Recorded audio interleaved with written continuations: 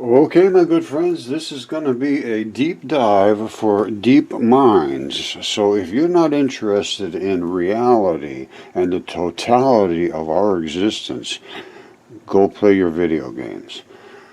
Have you ever heard of Hermes Trismegistus? He could be one of the children of God, basically. There's a lot to discuss here, but let's just talk about what he said. And basically all of them said, as above, so below. As within, so without. As the universe, so the soul. Hermes Trismegistus. Let's talk about that, what that means. But before we do, I want my buddy here, Caesar's been reading some principles of meditations by Marcus Aurelius, and one of the most important things he said is there are no random actions. No random actions. None that are not based on underlying principles. Underlying principle. What are the underlying principles? As above, so below. Let's dig. Okay, North Africa discovered this in 2015. A giant fish right there. Alright, you see that? That's a giant fish. That's his tail. These are the scales. That's the fin. This is a dragon, runs all the way across North Africa attacking him. These are the legs, which are the thighs of this dragon. Let's look at that dragon in detail. Alright, all of this is run off blood. That's all effluent running off of this dead, decaying dragon. This is his head. That's his nose, his red flaring eye. Okay, and all coming down the side is that flashy stuff you see on the dragons in the parades. And this is all of this here is runoff of a dead, decaying body, black and red blood. Here is his throat. Right down here is where he was slashed. Ancient texts talk exactly about this. Zeus cut his throat, and this was Typhon. And that's where all the red blood ran out. And whenever you see real green stuff, you know you had red blood. And that's green in the desert. I mean, you know, coming out of a dragon's scales. That's his blood. Now, running all the way down. This is the throat. It runs all the way down here. It's unbroken until it gets cut here. And there's a couple other slashes here and there that weren't quite as devastating, but they were cuts. And his throat runs right down into his stomach. And then you start to have all your digestive system stuff going on down in here.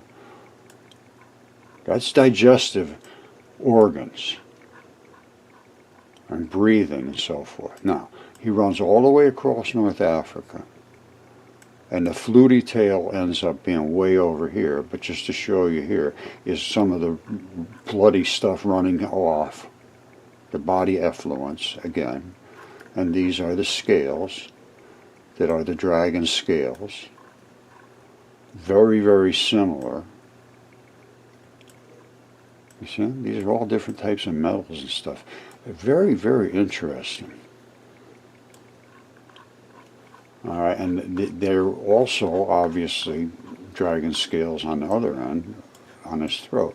And this it's an avian creature, has a cloaca. If you follow this down, and the people are living right in where the poop comes out, right there, because its poop is very productive as far as growing. You see it? This is what's called a cloaca. So these are avian creatures, and this is all it's like fertilizer. And this poops right out there. That's the poop flap. Okay, and now coming all the way down here is his throat, and here is all the dragon scales. Now, if you think this is silly, and you think you can't see what I'm showing you, well then, all I can say is good luck. All right, or stay tuned. You know, don't dismiss. Don't get upset about things. Become curious. Don't become furious. I have that. That's what I have. I have people become really, really upset when I say this was all real stuff. And I'm telling you, as below, so above, and so below, so on the sideways and inside out and everything else. It's all the same 100% biology. Now, are we a cell? We could be. Because I'm going to tell you something right now.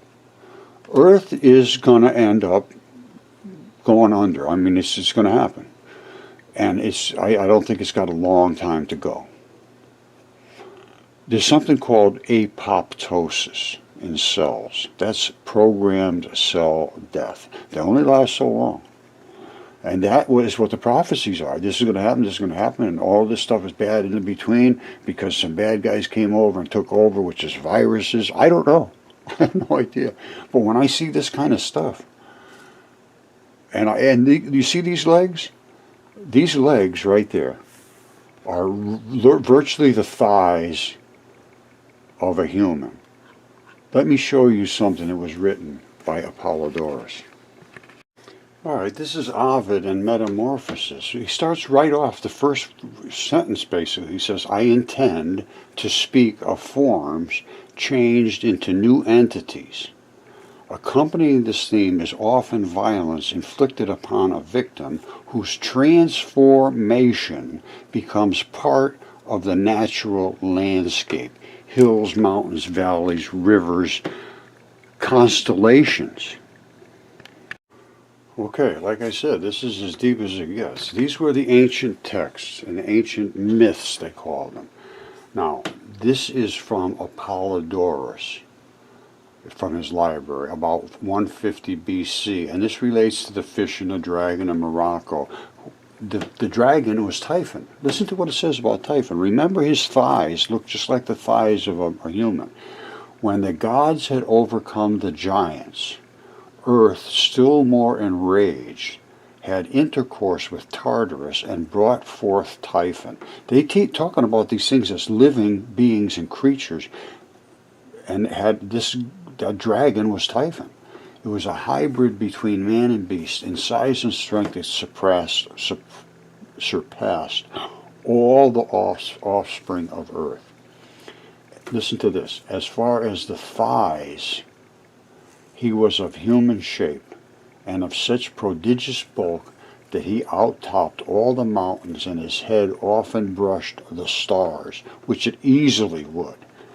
His thighs, why would they point that out? As far as the thighs, he was of human shape. Specifically pointed that out. One of his hands reached out to the west and the other to the east. From them projected 100 dragons' heads and so forth. Now, from the thighs downward, he had huge coils of vipers, which were these entangled things. And this talks all about Typhon and throwing rocks and fighting with Zeus. And then Zeus pelted him. Listen, Zeus suddenly from heaven, riding in a chariot of winged horses, pelted Typhon with thunderbolts, pursued him to the mountains, where the fates beguiled the fugitive, for he tasted of the ephemeral fruits in the persuasion that he would be strengthened thereby. Anyway, let me go on with this. Being again pursued came to Thrace, and in fighting at Mount Hermes, he heaved whole mountains. But when these recoiled on him through the force of the thunderbolts, a stream of blood gushed out on the mountain.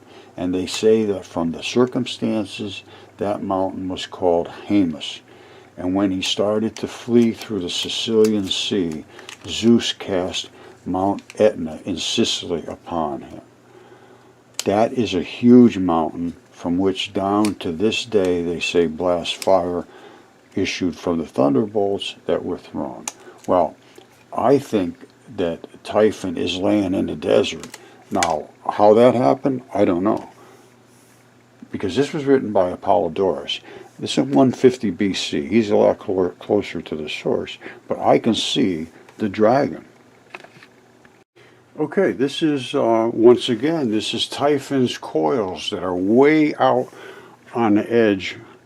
This whole area, you see this whole area? This is his skin. From all this whole thing right here, this whole thing running down from him are these coils. That whole entire thing. You see his legs? The legs are like the thighs of a human. Exactly what it said. And then coming down here, these turn into these coils. And these go this way too. These are the same things going this way. Now, there's some of them go over the fish. Like that goes right over the back of the fish. That's just not runoff. These are from his thighs, from his big... He said it ran right across Africa. That's it right there. His head would be up in way past, it would be in outer space. His head would have scrubbed the stars. This thing, I think, is 1,600 kilometers. It's 1,100 miles long, something like that. Standing up, let's say he was even 400 miles tall, standing up. All right, from here to here, say that's 400. 800. I don't know. Let's say it was 400 miles standing up. How high is the space station? All right, the space station is only 254 miles up. From Apollodorus' description, and from what we can see, him standing up, the thighs would have been stable. Whoops. Let's go over here now. The thighs would have been, however tall that is, but from here down, he would be walking on these coils, let's say, because even in the ancient pottery, I'll show you that in a second. But if you could measure from here up to here, let's say, his head standing up, I mean, it would be absolutely, even if he was laying flat standing up, just from here to the top of his back. This is high as the space station right there. He'd knock the space station right out of space. Just standing there. Okay, you know that I claim that the ancient Greek texts were more or less accurate. All right, not every one of them was specifically correct, but they talked about the myths that, here they're talking about Greek gods, gold, and gibberish. Well, was it gibberish? Was it true? I say it was true. I have found the evidence to support these statements they made by the ancient Greeks. And the term hermetically sealed derives from the name of the Greek god Hermes, who conducted souls into the afterlife. This appears to be the case. And like I said, we're going to get deep. Very, very deep. When the Greeks learned that the Egyptians had a god Thoth, or Tehuti, who specialized in wisdom and learning, they named him Hermes Trismegistus, or thrice greatest Hermes. Supposedly Hermes Trismegistus was the scribe of the gods who authored the sacred Hermetic works that described the material world, as well as the quest for spiritual perfection. The material world, that's what I'm into the material world, that's it. That's where I go. So I'm working in the same realm as Hermes, all right?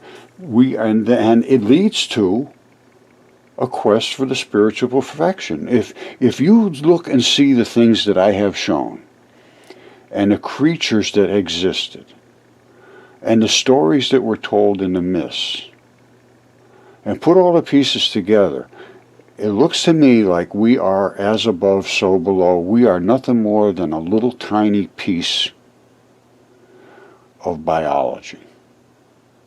Right? Think about where does every cell come from that develops in your body. It has to be torn from another body part. It has to be assembled somehow. Is it torn from a body part, or is it just put together in pieces? But every cell is constructed one way or the other. It's either pinched away from another cell and develops, or somebody puts it pieces together. There is a lot to think about here. But anyway, Hermes was also into the chemistry big time. All right, this is just what the alchemists were interested in. So they latched onto Hermes Trismegistus as their patron. The alchemists often used distillation in their attempts to change matter from one form to another. A process required making a glass tube which would be airtight. The method they used was attributed to their legendary patron Hermes Trismegistus, hence the description hermetically sealed. Now, could Hermes have been Jesus Christ? Some people say possibly. I don't know. At this point, everything is up for grabs. I do have a specific belief, and it supports Jesus Christ as being the guy that can get you onto the other side of this life that we're at now. Because we're only here for a very brief time compared to eternity. I mean, this is just like a blink of an eye. So, if he is the one who conducted souls into the afterlife, I'd follow that guy. Okay, this is from the Chemical Institute of Canada, and it's about the Greek gods, gold, and gibberish. Now, this is chem fusion. Chemical confusion. All right, September 2013, they made this about Hermes. Now, listen to this. I'm just going to read it to you and discuss it as we go along. The term hermetically sealed derives from the name of the Greek god Hermes, who conducted souls into the afterlife. Let's remember this. Hermes was a Greek god, and he conducted souls into the afterlife. All right, so that's pretty hot stuff. Okay, my friends, I'm going to make this as simple as I can. There was a Greek god called Hermes Trismegistus. Now, this is from the Chemical Institute of Canada, and they're sort of putting this all together about the Greek gods, alchemists, the emerald tablets, gold, and gibberish.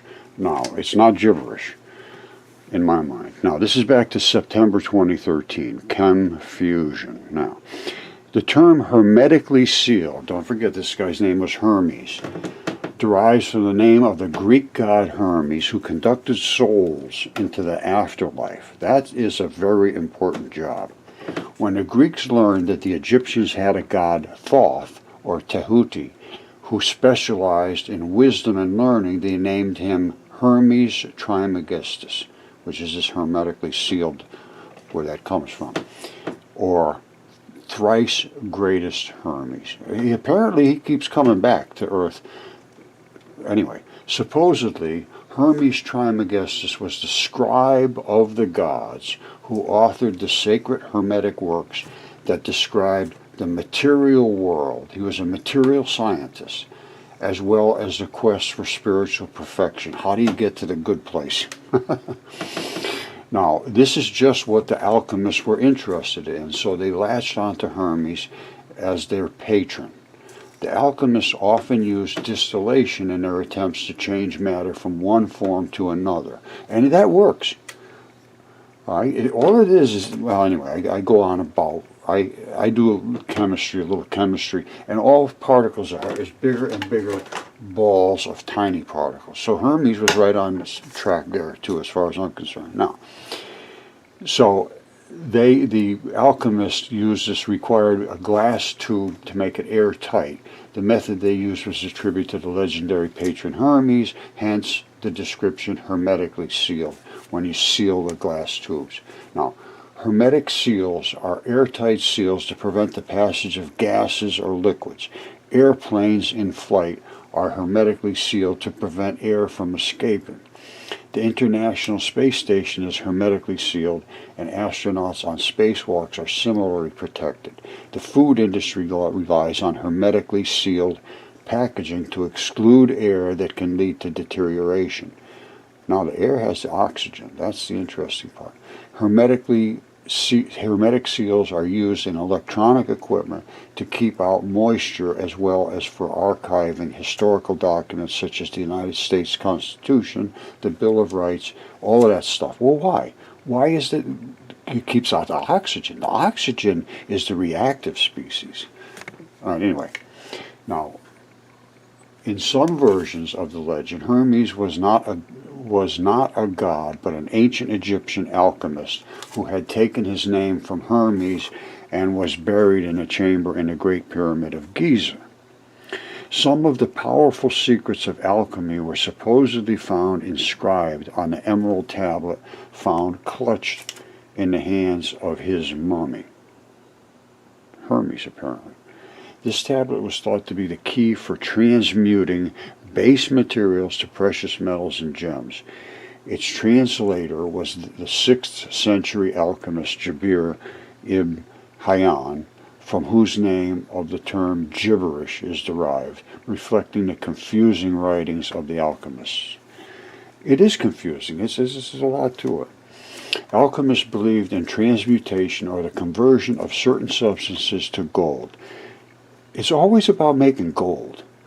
Now, Jabir himself was convinced that yellow sulfur and silver mercury would combine to form gold. He carried out many such experiments, like other alchemists recorded his results in special codes so nobody could take his intellectual property.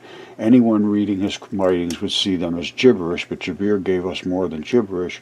In his attempts to make gold, he mastered the technique of sublimation and distillation, and learned to prepare many simple chemicals. Sublimation, you see that? My son is, he's a librarian, and he works with special little tiny equipment. He told me last week they got in a new printer or something called I think it's a sublimation printer. I'll have to look into that. Anyway, all of this stuff is technical. He was a material scientist. But they ran against. He also argued that alchemy should be taught at universities. This ran against the teachings of the church, which maintained that alchemy was sinful because its practitioners sought the divine power of creation. But Jabir argued that if humans had the wisdom to create new substances, it was because God had given them the ability to do so. Isn't it something? Now listen to this. Newton, wait to hear this. This blew me away. As far as the Emerald Tablet goes, an English translation was provided by Newton, Isaac Newton. There's more to come about Newton, who was infatuated with alchemy and possibly had mercury poisoning from attempting to produce gold. It's always the gold. Newton wrote that which is below is like which is above, and that which is above is like that which is below, to do the miracles of one only thing, and as all things have been, and arose from one by the meditation of one, which is God's thought, so all things have their birth from this one thing by adaptation. It's all a process. It wasn't accidental. It's a process of a thought manifesting itself into substance. All right, we're going to look at some other writings by Ovid in a second. It isn't hard. Okay, let's get back to this here. Let's go back to here. Newton wrote, that which is below is like that which is above, which is as above is below, below is above. And that which is above is like that which is below. No difference. To do the miracles of one only thing, as all things have been and arose from one by the meditation of one. I say everything is from the meditation of one, which was biological. It all came from a biological organism and manifested itself into biology that could build on itself. All things have their birth from this one thing by adaptation. That's what Newton wrote. There's more to come, like I said. It isn't hard to see why alchemical writings are regarded as gibberish. Newton's possible mercury poisoning is supported by the high levels of mercury and lead in hair samples kept at Trinity College, Cambridge. Hopefully it is hermetically sealed to keep it from deteriorating. I think that's a joke. Now, where do you see what Newton had to say about the end times? All right, here's Newton. About the time of the end, a body of men will be raised up who will turn their attention to the prophecies and insist on their literal interpretation in the midst of much clamor and opposition. Sir Isaac Newton. Now this is by testeverything.net 119 Ministries. Now, I look to the ancient myths and the Greeks, and I showed you, or will show you, about the dragon in the desert who is Typhon, which was spoke about clearly, and Christ said that the God of this earth is Satan, who was the original rebellious angels that came down and ruled earth. And I believe, it looks like Christ came back to say, look, you guys are in trouble here. I'm going to show you how to get out of this, follow my way of peace and love, and this war and hate and killing and everything, which is right up to today. I mean, it's just absolutely unbelievable, the amount of brutal violence on the face of earth. It's absolutely stunning to think about. That is a loving God, loving world. It's just that runs contrary to the things that I would think a loving God would support. Now, this gets real hard to talk about because all right, there's Isaac Newton. About the time of the end, a body of men will raise up with their attentions to the prophecies and insist on their literal interpretations in the midst of much clamor and opposition. Sir Isaac Newton, testeverything.net 119 Ministries. All right, listen to this now. This is kind of important here. This guy, Jabir, also argued that alchemy should be taught at universities. I have no problem with chemistry. This ran against the teachings of the church, which maintained that alchemy was sinful because its practitioners sought the divine power of creation. That's what's happening now. They're trying to make synthetic creatures, and they think they just did make one that has a heartbeat and everything else, synthetically made it from I don't know what. But that is about as that I go along with. That is against nature. Jabir argued that if humans had the wisdom to create new substances, it was because God had given them the ability to do so. Yes, substances, yes, but there is always obligations to go along with what is given to you. All right, you cannot have free will and have unlimited, do anything you want. You just go kill people, take everything they had, and who cares? Why would you care? You have free will to do it. Nothing's going to happen to you. There's no obligations. No, there's obligations allow God to allow free will. Otherwise, we'd all be doing exactly what he says. Today I do this, and the end of the day I do it. No. You do what you want under the conditions that you observe the obligations of free will. That's the key. That's what we're missing today. All right, we're going to leave it off for now, but we're going to get real deep, because it is deep. This is eternity as far as I'm concerned. These things to me now are at least worth investigating on a very deep level. Now, this is Hermes Trismegistus again. As above, so below. As within, so without. As the universe, so the soul. I believe that we're nothing more than just another little layer of biology, a smaller layer, another cell level. Listen to this. This guy's good. If then you do not make yourself equal to God, you cannot apprehend God, for like is known by like. You have to think along the lines of being what God is.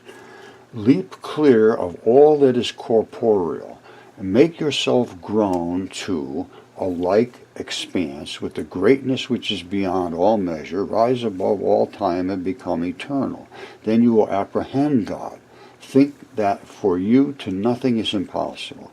Deem that you too are immortal, and there you are able to grasp all things in your thought, to know every craft and science. Find your home in the haunts of every living creature. Make yourself higher than all heights and lower than all depths. Bring together in yourself all opposites of quality, heat and cold, dryness and fluidity. Think that you are everything at once, on land, at sea, and in heaven. Think that you are not yet begotten, that you are in the womb, that you are young, that you are old, that you have died, you are in the world beyond the grave. Grasp in your thought all of this at once.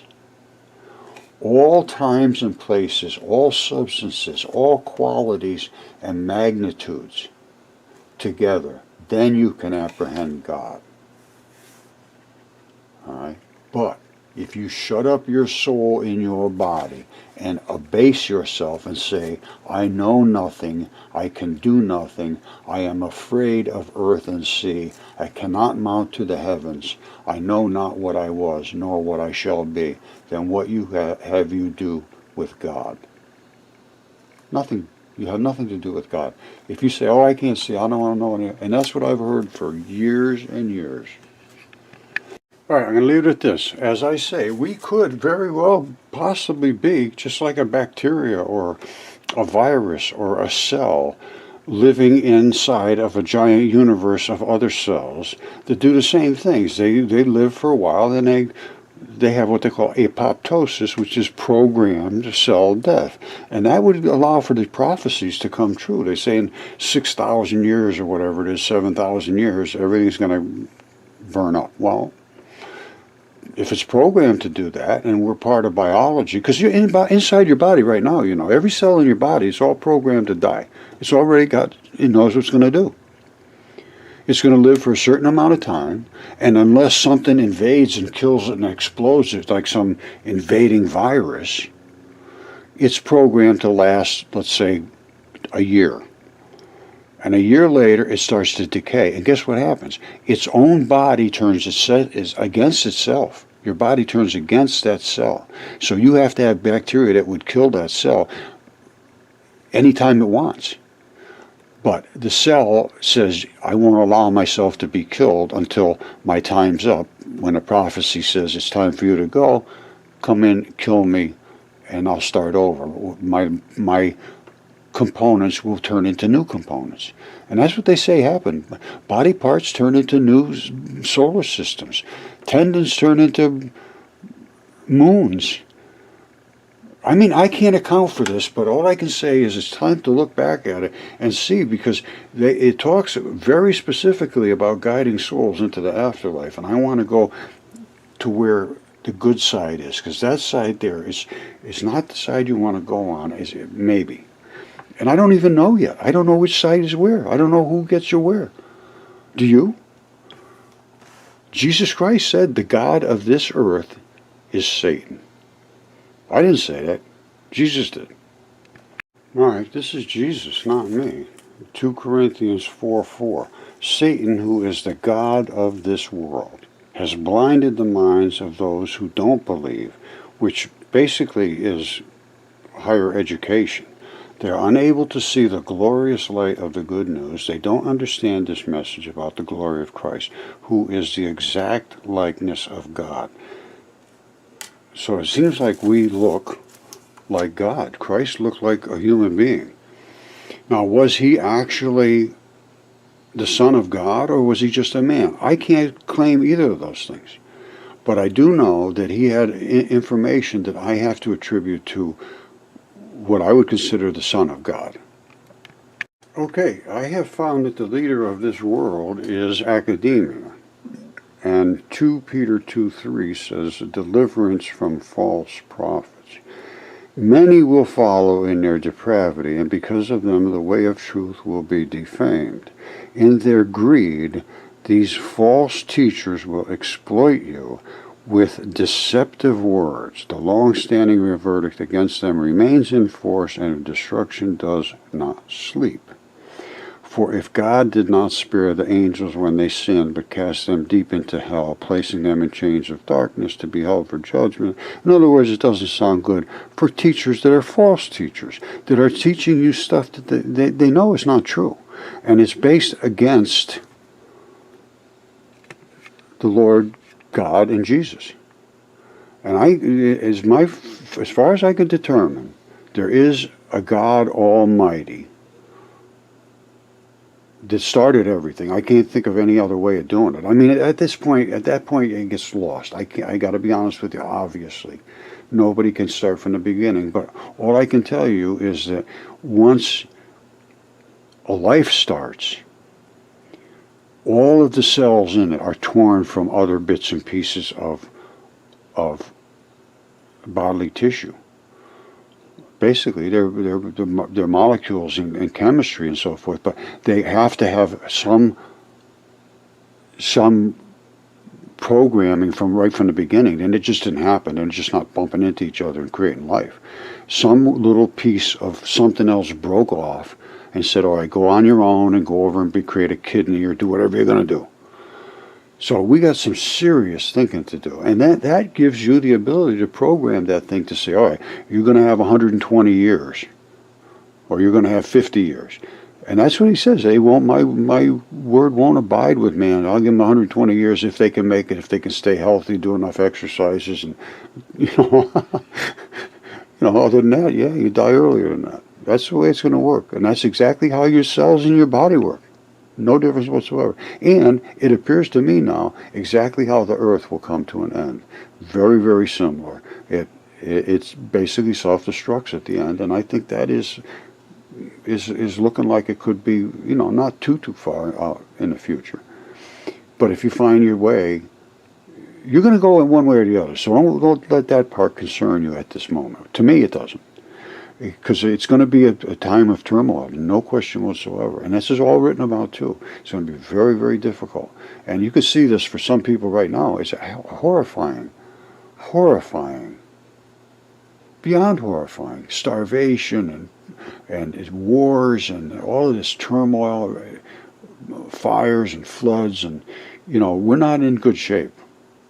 So think about what the next place you want to find yourself to be, and start examining what was written about it. That's all you can do. I'm showing you things that they exist. They're not figments of my imagination. They support the things that were written. The things that were written, if they were true, and the things that were written about the bad things that can happen to you are true, you damn well better start paying attention.